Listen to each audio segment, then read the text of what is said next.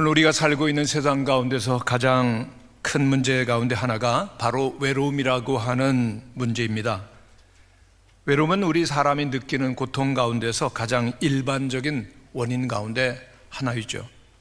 정신과 의사와 상담 심리사들에 의하면은 외로움은 사람들이 제일 흔하게 털어놓는 불만이고 또 늘어나고 있는 자살의 원인이라고도 합니다. 뿐만 아니라 알코올 중독과 마약 중독, 그리고 여러 가지 마음에서 비롯되는 질병들, 즉 두통이라든가 위통이라든가 여러 가지 고통의 원인이 된다고 합니다. 우리가 살고 있는 세상이 날마다 더 경쟁적이고 또 개인주의적이 되어가는 사회 속에 살고 있는데, 그렇기 때문에 어린이들도 청소년들도 그리고 성인들도 노인들도 외로움이라고 하는 질병에 걸릴 확률이, 가능성이 점점 높아져 가고 있음이 사실입니다. 요즘 얼마나 많은 친목 모임들이 생겨나는지 모릅니다. 그러나 여러 가지 모임들이 끝나면 어떤 마음을 느끼십니까? 오히려 더 큰 공허함, 외로움, 서글픔이 느껴지는 일들이 많은 것들을 우리들은 경험하는 것 사실이죠.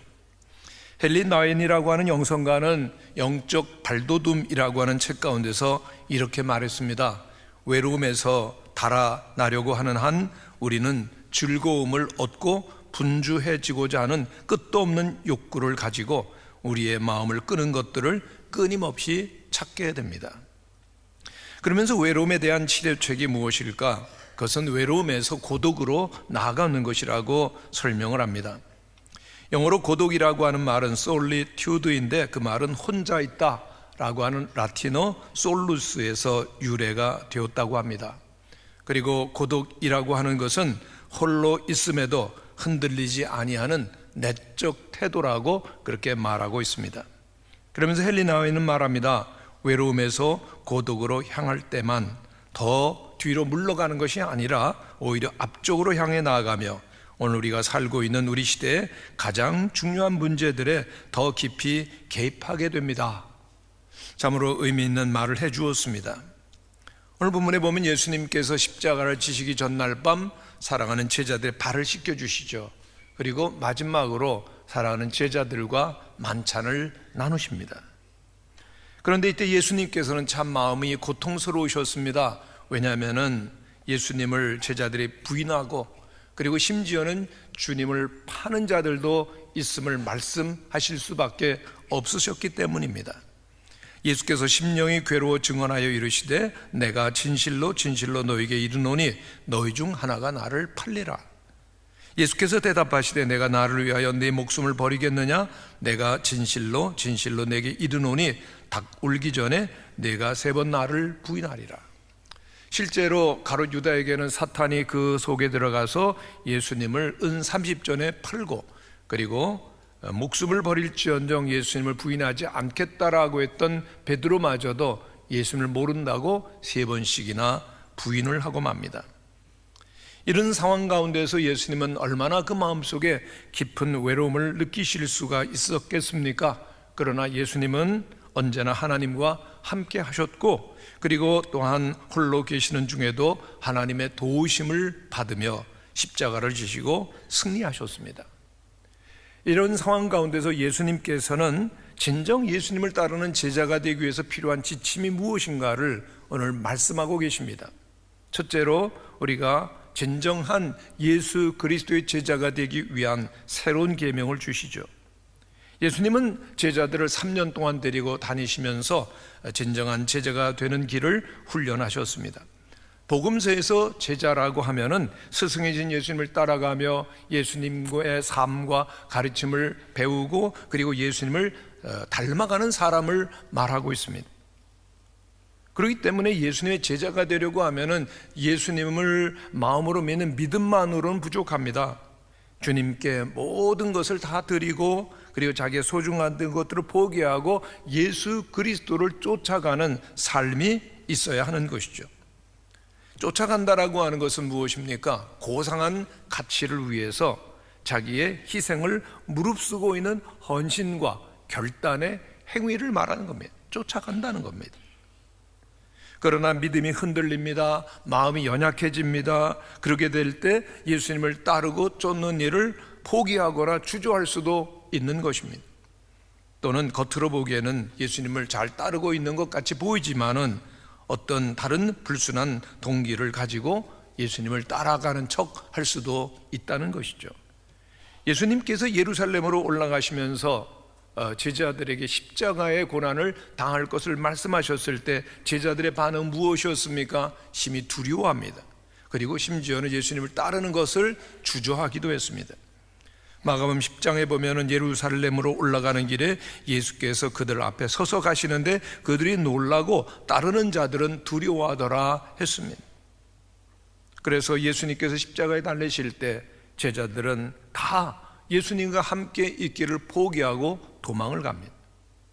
그리고 또 예수님께서 십자가를 지시기 위해서 결연한 마음으로 이제 예루살렘을 향해서 올라가고 있을 때 그 길에서 제자들이 했었던 일을 우리는 잘 알고 있습니다. 누가 예수님의 보좌 우편에 앉을 것이냐, 그걸 놓고 서로 화를 내고 다투었습니다. 즉 이들은 외적으로 보면 예수님을 따르는 제자들인 것처럼 보입니다만은 그 마음속에는 잘못된 이기심과 그리고 동기로 심히 흔들리고 있었음을 말해줍니다.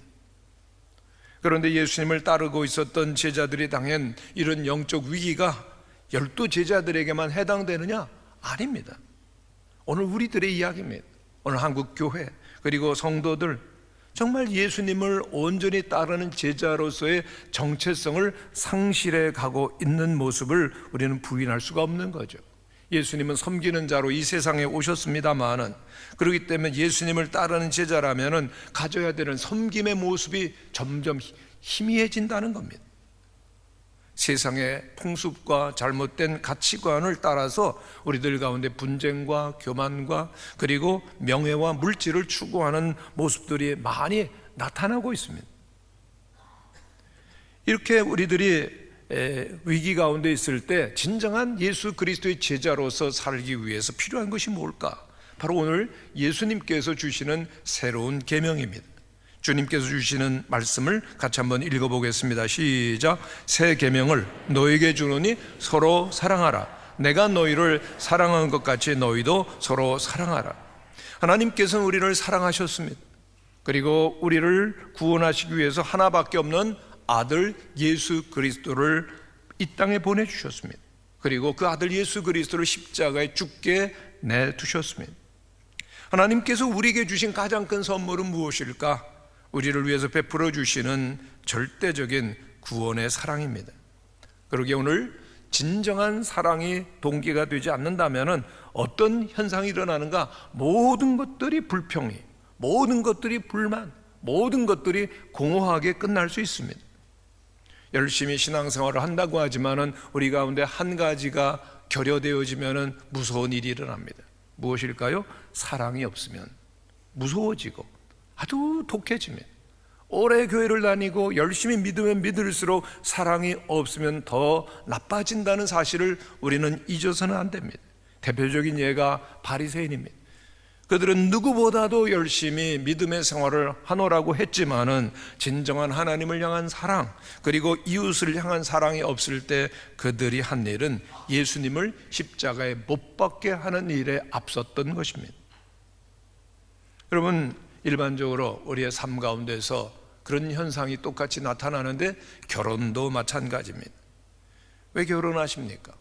정말 사랑이 목적이 되지 않는 결혼은 불행합니다. 결혼을 하는데 사랑하기 위해서가 아니라 사랑받기 위해서, 그리고 또 나만을 위한 결혼을 한다, 그건 비극입니다. 비참합니다. 사랑 없는 가정에서 늘 들려오는 이야기가 뭡니까? 내가 눈이 멀었지 지겨워 못 살겠다. 들어보셨습니까? 낯선 얘기는 아니라고 생각하시는 것 같아요. 못 살겠어요. 내가 어쩌다가 당신 같은 인간을 만났나? 내 인생 돌려줘. 그럽니다. 결혼 생활을 했지만 사랑이 없으면 기쁨이 없고 감옥이 됩니다.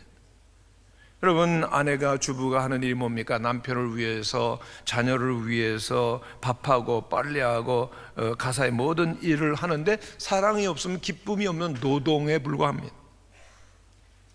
오늘 우리가 인생을 살아가면서 언제나 질문해야 할 것 하나가 있습니다. 사랑이죠. 교회를 섬기면서 그것이 사랑 때문에 하는가?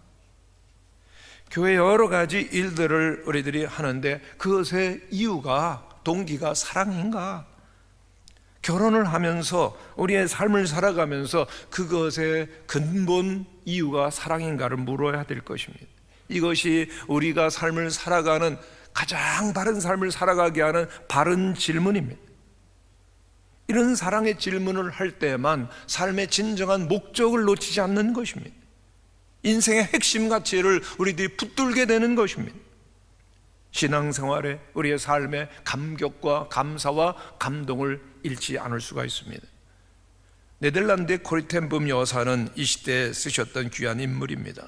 근데 그에게 한 목사님이 이렇게 물었습니다. 여사님, 정말 오늘날에도 하나님의 모든 은사가 나타난다고 믿습니까? 여사는 대답을 합니다. 그럼요, 물론입니다.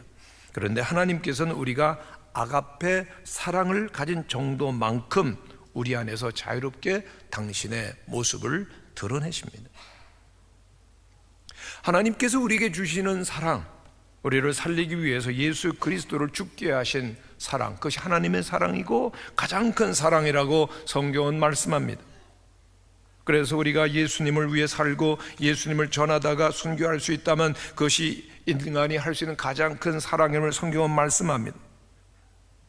우리 기독교 사랑에서 이 구원을 위한 순수한 사랑을 빼고는 다른 사랑으로 절대로 설명이 불가능합니다.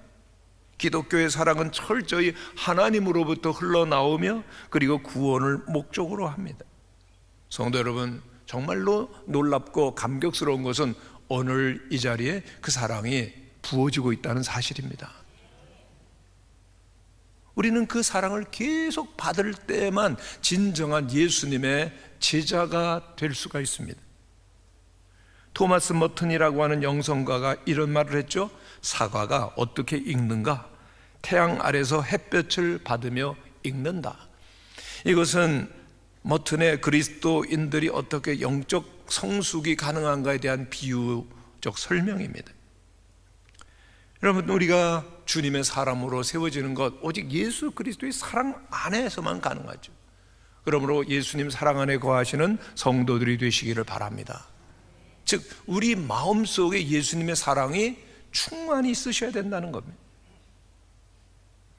예수님 안에 거하고 참 사랑이신 주님이 우리 모든 성도들의 마음속에 충만히 임하게 되시기를 바랍니다. 왜요? 주님은 사랑이십니다. 여러분 한번 따라 하시기를 바랍니다. 하나님이 나를 사랑하십니다. 네, 여러분 어떻게 눈도 동그랗게 뜨지 않고 감동도 없이 하나님은 나를 사랑하십니다 그러실 수가 있으세요? 너무나도 놀라운 사랑이신데 가슴에 손을 얹고 한번 다시 해주시기를 바랍니다. 하나님이 나를 사랑하십니다. 성도 여러분, 이 사랑이 우리를 하나님의 자녀되게 하는 것입니다. 둘째로 예수님께서는 새로운 계명을 제자들에게 친히 모범을 통하여 보여주셨습니다. 기독교 윤리의 핵심은 사랑 받았으니 사랑하고 용서 받았으니 용서하는 것입니다. 바울은 로마서 5장에서 이것을 말하는데 한번 같이 읽어보겠습니다. 시작. 우리가 아직 연약할 때 기약대로 그리스도께서 경건하지 않은 자를 위하여 죽으셨도다. 우리가 아직 죄인 되었을 때 그리스도께서 우리를 위하여 죽으심으로 하나님께서 우리에 대한 사랑을 확증하셨느니라. 우리가 원수 되었을 때 그의 아들의 죽으심으로 말미암아 하나님과 화목하게 되었은즉. 우리가 아직 하나님을 모르고 원수되고 죄 가운데 어둠 가운데 있을 때 하나님 우리를 사랑하셨습니다. 그렇기 때문에 우리가 사랑하는 것이 마땅하다는 겁니다. 우리가 하나님 앞에서 하나님을 거역하고 죄를 범하는 원수였을 때 그 하나님의 사랑이 우리에게 임하기 때문에 어찌 우리가 사랑하지 않을 수 있겠느냐는 것이죠. 그리고 그 사랑을 누가 막을 수 있겠느냐라고 하는 것을 성경은 가르쳐 줍니다. 그 사랑이 놀라운 능력입니다. 그 하나님의 사랑은 요한일서 4장 9절에는 이렇게 표현되어 있습니다. 함께 읽겠습니다. 하나님의 사랑이 우리에게 이렇게 나타난 바 되었으니 하나님이 자기의 독생자를 세상에 보내심은 그로 말미암아 우리를 살리려 하십니다. 그 하나님의 사랑이 이렇게 나타난 바 되셨으니 그 사랑이 눈에 보인다는 겁니다. 바로 예수 그리스도의 십자가가 하나님의 사랑의 나타남의 사건입니다. 거기서 우리는 하나님의 참된 사랑을 봅니다. 하나님은 하나밖에 없는 예수 그리스도를 우리를 구원하시기 위해서 내어주셨습니다. 우리를 구원하시기 위해서 아들을 내어주신 이 사랑입니다. 하나님께서 세상을 이처럼 사랑하사 독생자를 아낌없이 내어주신 그 사랑, 예수 그리스도는 우리를 구원하시기 위하여 살리시기 위하여서 목숨을 십자가에 내어주신 그 절대적인 사랑이 임하고 있습니다. 언제요? 우리가 주님을 거부하고 심지어는 모욕하고 어둠과 죄 속에 있기를 고집할 때에도 하나님께서는 우리를 사랑하시고 독생자를 주셨습니다. 그 사랑을 알 때 우리에게는 진정한 용서가 가능하고 치유가 있는 것이죠. 성도 여러분, 세상에서 가장 불행한 자는 누구일까요? 세상에서 가장 불행하고 외로운 사람은 그 하나님의 진정한 깊은 사랑을 거부하고 그 사랑을 모르고 그 하나님의 충만한 사랑을 받아들이지 아니하는 사람입니다. 세상에서 얼마나 사랑 때문에 상처를 받습니까? 사랑했는데 돌아오는 것은 오히려 상처, 배신하고 그리고 모독하고, 세상에서 세속적이고 탐욕적이고 이기적인 사랑 때문에 현저한 상처를 입을 수밖에 없는데 어떻게 치유가 되느냐? 하나님의 십자가의 참 사랑을 우리들이 받음으로만 우리의 영혼은 치료가 되고 다시금 소송하고 우리의 심령은 되살아나고 새로운 삶을 사는 것입니다. 우리가 세상을 살아가면서 모든 이들이 물어야 되는 큰 질문이 있습니다. 세상은 왜 존재하는가? 세상은 과연 무엇이 잘못되어 있는가? 세상은 바로 잡을 수 있을까? 바로 잡을 수 있다면 어떻게 잡을 수 있을까? 그리고 무엇보다도 이 질문의 답을 어디에서 찾을 수 있나? 이런 질문에 대해서 여러분은 어떤 대답을 하십니까? 사람은 누구나 나름대로의 잠정적인 이론을 갖고 있을 것입니다만은, 그러나 만일 그런 답조차 없이 살겠다, 질문조차 하지 않고 살겠다라고 하면 그 삶은 너무나 무의미하고 외로워서, 그리고 또한 허약해서 금방 주저앉고 쓰러지는 것입니다. 그런데 오늘 21세기를 살아가는 이 시대의 특징이 무엇입니까? 오늘 많은 사람들 가운데 그 질문 그거 필요 없어요. 그런 답 쓸데없는 거예요. 사람은 그냥 거대한 우주 가운데에서 뜻없이 분주하게 움직이는 게 불가하죠. 살아가는 동안 즐길 수 있을 만큼 즐기고, 그리고 죽고 나면 거기에 대해서 걱정할 것이 없어요. 그러니 무엇 때문에 삶의 의미를 찾으려고 아둥바둥 하느냐라고 하는 이야기를 하면서 살아가는 사람들 많아집니다. 하나님을 모르기 때문입니다. 하나님의 사랑을 알지 못하기 때문입니다. 성도 여러분, 오직 하나님의 그 참된 절대적인 사랑이 부음받은 사람만이 그 사랑을 알고 그 사랑을 따라하겠죠. 고린도서 13장은 사랑장입니다. 사랑이 없으면 아무것도 아니라고 설명하지 않습니까?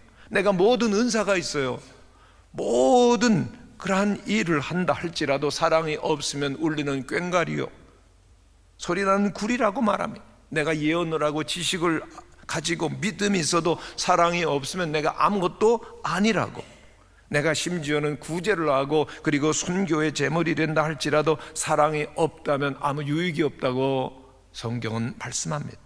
그리고 믿음, 소망, 사랑, 이 세 가지는 항상 있어야 될 것이지만 그 중에 사랑이 제일이라고 가르쳐 주십니다. 그렇습니다. 우리는 이 시대를 살아가면서 믿음이 있어야 살 수가 있어요. 소망이 있어야 힘들어도 참고 인내할 수가 있습니다. 그러나 천국에 가면, 하늘나라에 가면은 이제 믿음 없어도 됩니다. 눈과 눈으로 하나님을 보고, 그리고 또한 구원이 완성되었기 때문이죠. 전국 하늘나라에서는 소망이 없어도 되는 것은 이미 영생이 안에 있기 때문입니다. 그러나 이 세상에도 있어야 되고 그리고 저 천국 하늘에도 있어야 되는 것 한 가지입니다. 사랑입니다. 그러기에 사랑은 하늘과 땅을 연결시키는 가장 좋은 길이고 영원한 길이고 영원한 은사고 가장 고상한 인간의 행위가 될 수 있습니다. 우리의 불행, 우리의 행복 어떻게 결정될까요? 사랑입니다. 하나님의 진정한 축복은 어디에 있습니까? 물질, 건강, 소유에만 있는 것이 아니라 바로 사랑에 있습니다. 우리의 가정이 언제 행복합니까? 사랑이 있어야 됩니다.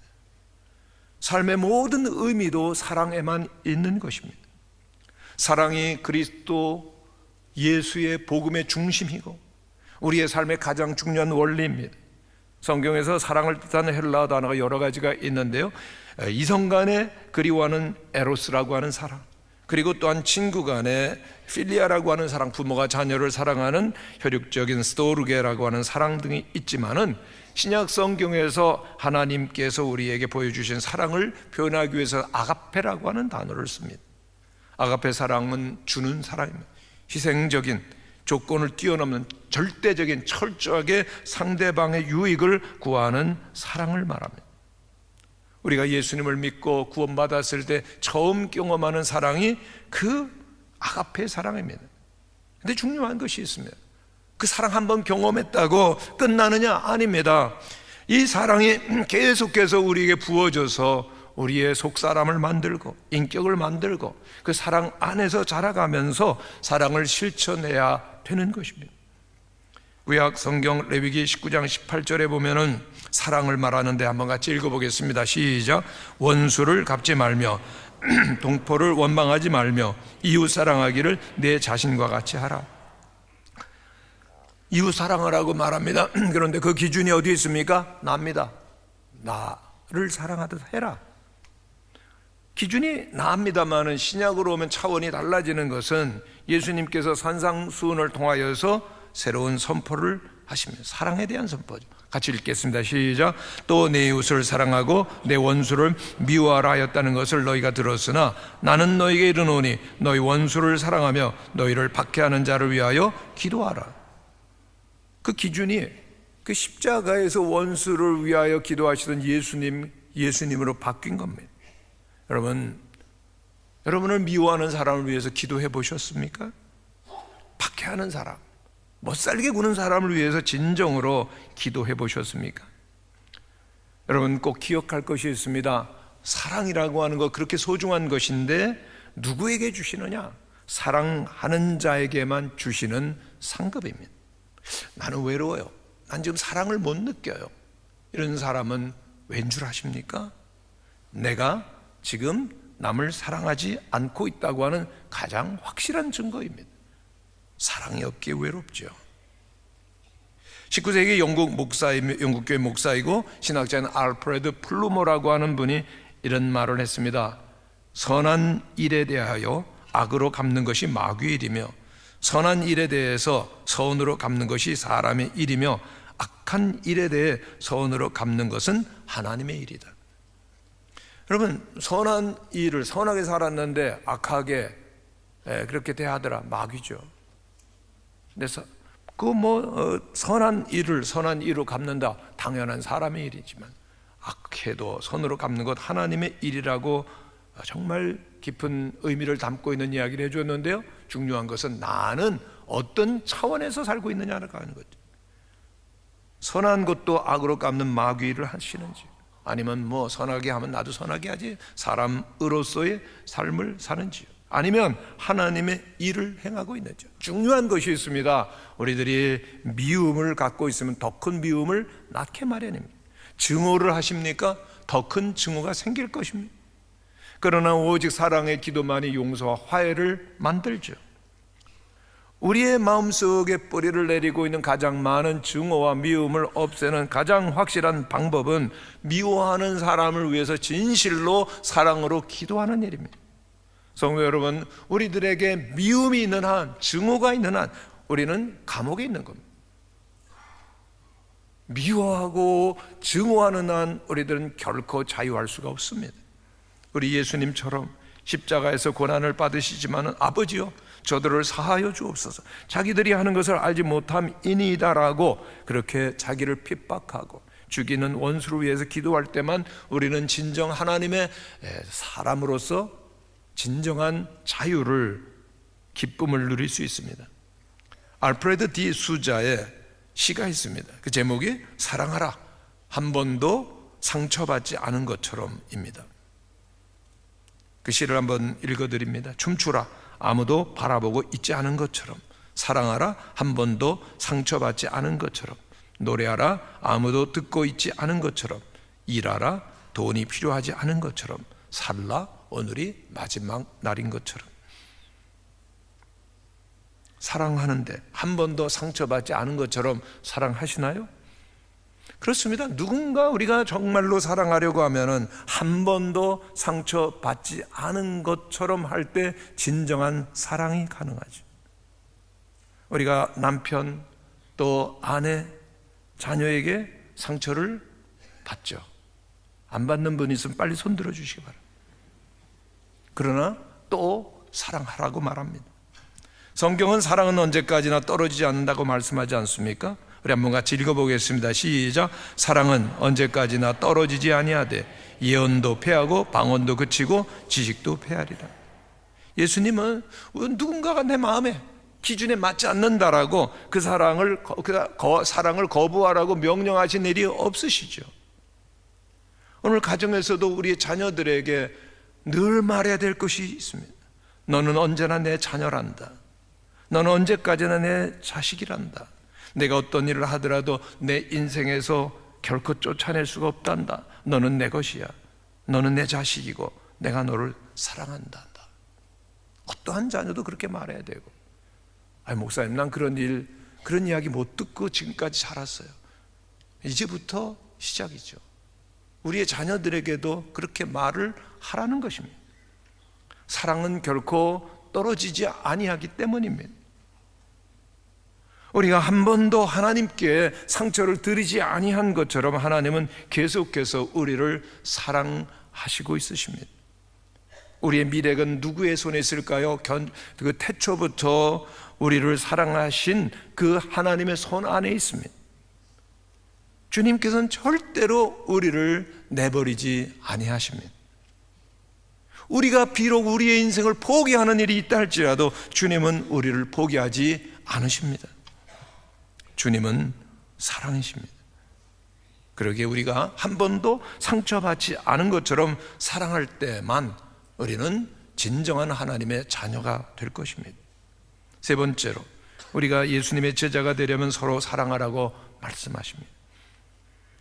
하나님이 세상을 이처럼 사랑하사 독생자를 주셨으니, 하나님께서는 하나밖에 없는 아들 예수 그리스도를 우리를 위해 내어주셨습니다. 그리고 예수님은 우리를 위해서 십자가에서 기꺼이 당신의 생명을 주셨습니다. 주님께서 십자가를 지시기 전날 밤 사랑하시는 제자들에게 주신 말씀을 우리는 다시금 음미해야 될 것입니다. 같이 읽겠습니다. 시작. 새 계명을 너희에게 주노니 서로 사랑하라. 내가 너희를 사랑한 것 같이 너희도 서로 사랑하라. 너희가 서로 사랑하면 이로써 모든 사람이 너희가 내 제자인 줄 알리라. 사랑이야말로 예수님의 제자들이 가지고 있어야 될 마크, 표시라는 거죠. 정말 예수님의 제자라면, 그리고 예수님을 통해서 참 사랑을 알고 풍성하게 경험했다면 우리의 삶은 마땅히 서로 사랑하는 것이죠. 교회가 그렇습니다. 예수님의 몸이요, 그리고 또한 교회는 우리 모두가 그 몸의 지체를 이루고 있습니다. 우리는 혼자 존재하지 않습니다.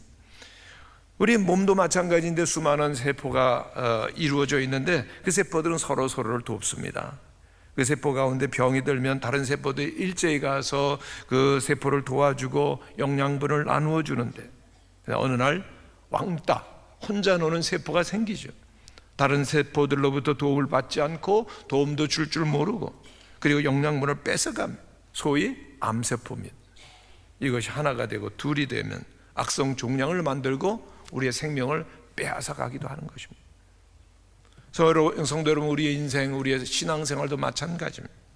어떻게 우리들이 믿음의 생활을 할 수가 있습니다. 교회를 이루어 갑니까?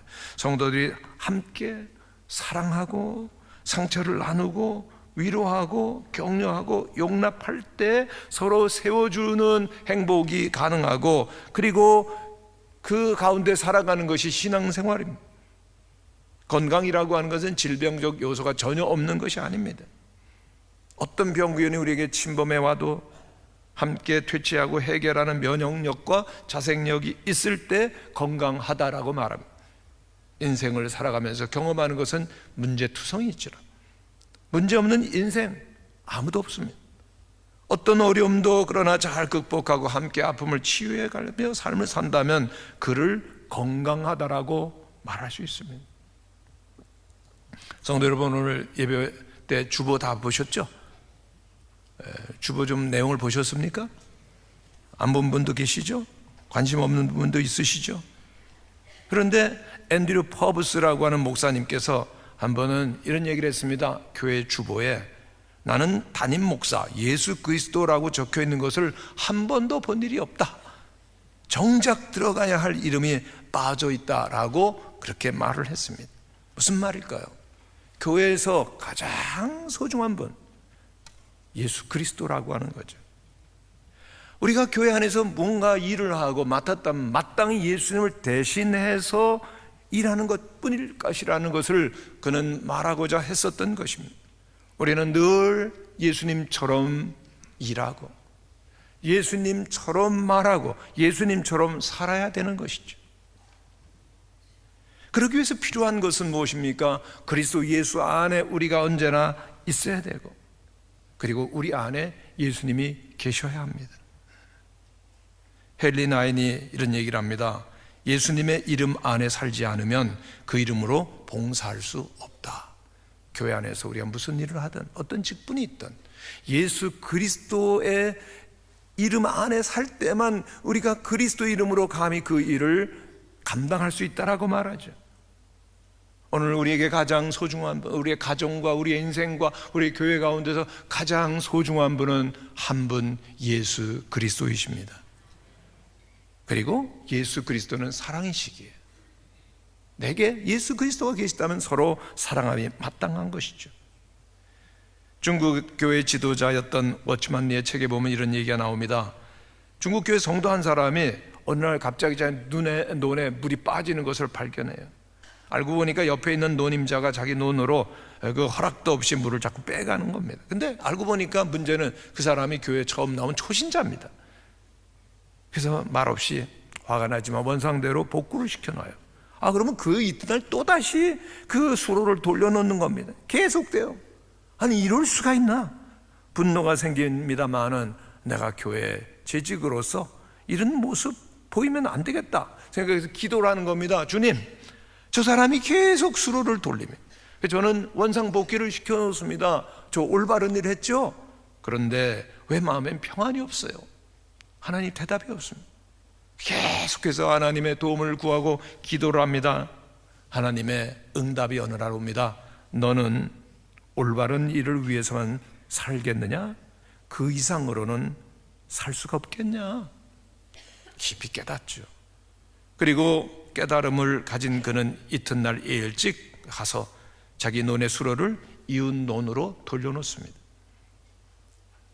얼마 후에 그가 찾아와서 이렇게 말하더랍니다. 선생님, 당신 정말 그리스도인이시군요. 저도 이제는 선생님처럼 예수 그리스도를 믿고 따르는 자가 되고 싶습니다. 사랑의 모범을 보았던 것입니다. 그렇습니다. 우리 그리스도인들이 정말 승리하는 삶의 목표는 단순히 나 혼자 나만 올바른 삶을 사는 것이 아니죠. 나만 예수 믿고 천국 가는 것 아닙니다. 어떤 상황 가운데서도 사랑으로 감싸 안을 때 우리의 가정이 하나 되고 교회가 하나 되고 세상은 변화될 것입니다. 하나님께는 베드로 사도를 통해서 우리에게 그 귀중한 가르침을 주는데 함께 읽어보겠습니다. 시작. 무엇보다 뜨겁게 사랑할지니 사랑은 허다한 죄를 덮느니라. 서로 대접하기를 원망 없이 하고 각각 은사를 받은 대로 하나님의 여러 가지 은혜를 맡은 선한 청지기같이 서로 봉사하라. 누가 말하려면 하나님의 말씀을 하는 것 같이 하라. 누가 봉사하려면 하나님이 공급하시는 힘으로 하는 것 같이 하라. 이는 범사에 예수 그리스도로 말미암아 하나님이 영광을 받으시게 하려 함이니 그에게 영광과 권능이 세세 무궁하도록 있느니라. 아멘. 기도하겠습니다.